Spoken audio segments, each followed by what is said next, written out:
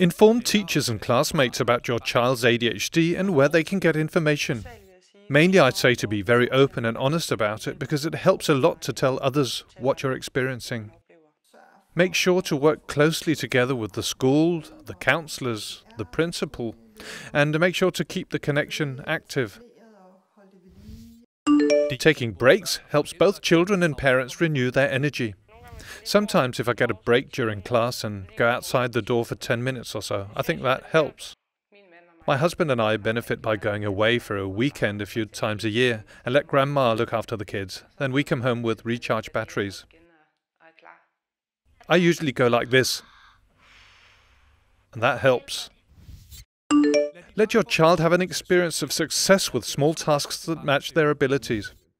Give the children some successes and they'll see that they can mean something to other people and contribute to the community. The concentration isn't so great, so there may be something in relation to homework or cooking. For instance, we can peel the carrots first, and then we can take a little break where Josephine jumps on the trampoline, and then she's ready again. I got a support teacher, and they also looked at my tasks and said if it was a little too difficult for me, then they gave me another task. Often we give them tasks that are too complicated and they can't cope, so it's better to make low than high demands. Explain the house rules and boundaries clearly to your child, but be realistic. When you have attention difficulties, your attention works in flashes.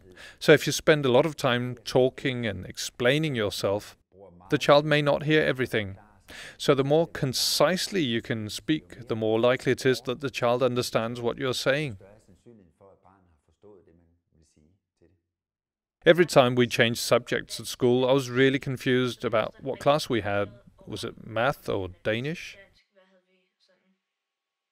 It's a little hard for me to understand what my teacher says. I think I need to hear it a couple of times. Consider whether a situation will stress your child and whether it may be avoided. It's important that they're prepared for the things that may happen. It's important that when she has something to do, it's her choice.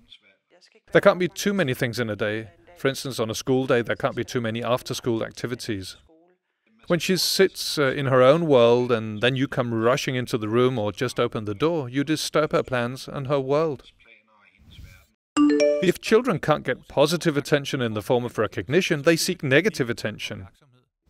Children want attention, and that's really good, because they learn a lot from being in touch with others. And if they find they can't get positive attention, then they try with negative attention. And many, unfortunately, find that if they say ugly words or make noises, they get the adult's attention.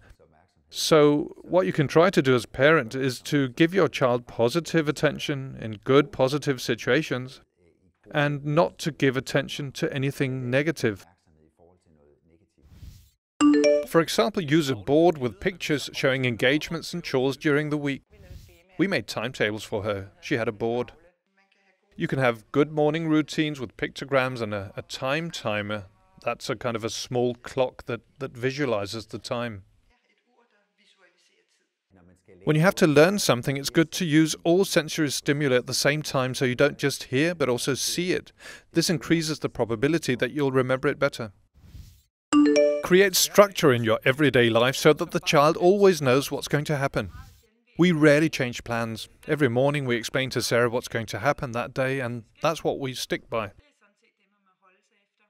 If you say in the morning that you're going to the beach, it's no use to decide 10 minutes before you're going that you're going to Tivoli instead.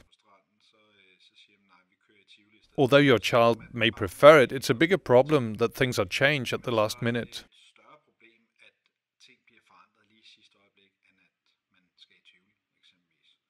We get up and go to bed at fixed times and keep a regular schedule. The right treatment can be psychological counseling, self-help groups, parent networking, medication, or a combination.